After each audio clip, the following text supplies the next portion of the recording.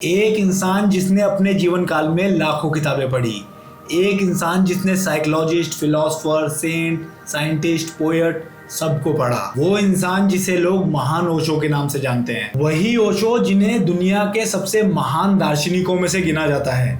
उन्हीं ओशो की सबसे पसंदीदा 5 किताबों के नाम मैं आज आपको यहाँ पे बताऊंगा। और अगर आपने ये किताबें पढ़ ली तो मैं जरूर कहूंगा कि ये आपके सोचने का तरीका पूरे तरीके से बदल के रख देंगी। तो पहली किताब का नाम है the prophet by Khalil Gibran. भाई खलील जिब्रान की ये किताब आप जरूर पढ़ लो।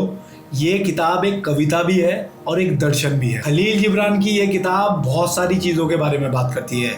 ये प्यार के बारे में बात करती है, ये फ्रीडम के बारे में बात करती है, ये शादी के बारे में बात करती है, ये सुख दुख के बारे में बात करती है। और ये किताब इतने अच्छे तरीके से लिखी गई है कि हर शब्द आपके दिल में उतर जाएगा। ओशो को खुद जिब्रान की भाषा बहुत ज्यादा पसंद थी।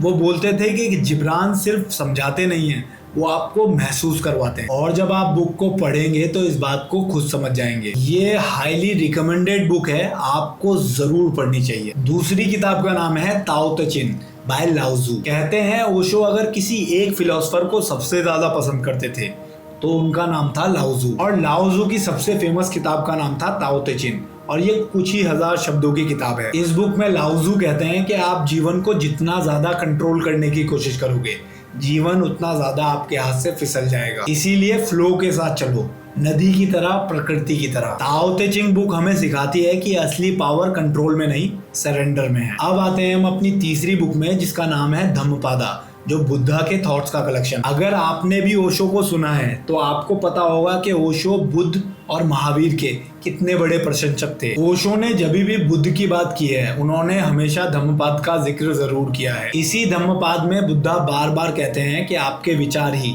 आपकी दुनिया बनाते हैं। अपने विचार बदलो और आपका जीवन खुद ब खुद बदल जाएगा। बुद्ध ने कभी भी किसी भगवान पे भरोसा करने के लिए नहीं बोला है, उन्होंने हमेशा आत्मज्ञान की बात की है। उन्होंने कहा खुद देखो, खुद जानो और खुद अनुभव करो।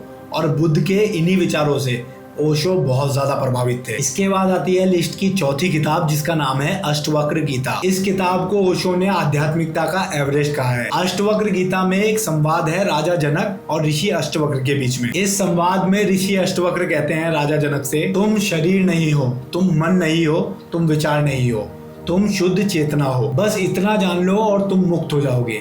इससे ज्यादा ना ही कोई तुम्हें तपस्या चाहिए, ना ही तुम्हें कोई साधना चाहिए। तुम्हें और कुछ भी करने की जरूरत नहीं है। अष्टवक्र गीता में मुक्ति का सबसे आसान रास्ता बताया है और ये रास्ता इतना आसान है कि आपका दिमाग इसे एक्सेप्ट ही नहीं करता। हम सोचते हैं कि मुक्ति मुश्किल होगी, पर अष्टवक्र कहते हैं कि तुम पहले से ही मुक्त हो, बस तुम भूल गए हो। अगर आप आध्यात्म के बारे में कुछ पढ़ना चाहते हैं तो आपको ये किताब जरूर पढ़नी चाहिए। अब आते हैं हम अपनी लिस्ट की 5वीं किताब पे जिसका नाम है विज्ञान भैरव तंत्र। ये हिंदुइज्म का बहुत ही रहस्यमय ग्रंथ है और ओशो की एक किताब जिसका नाम है द बुक ऑफ सीक्रेट्स इसी ग्रंथ पर आधारित है। इस किताब में 112 मेडिटेशंस की टेक्निक बताई गई है। सांस पर, ध्यान पर, साइलेंस पे, अवेयरनेस पे और ऑब्जर्वेशन पे। हर तरीके के इंसान के लिए एक रास्ता बताया है। बेसिकली इसमें ध्यान का विज्ञान बताया है। इस किताब का सबसे बड़ा संदेश है कि एक टेक्निक हर किसी के लिए नहीं होती। हर इंसान अलग है तो हर इंसान का रास्ता भी अलग होगा। और अपने संदेशों में ओशो ने बार बार इस किताब की तारीफ की है,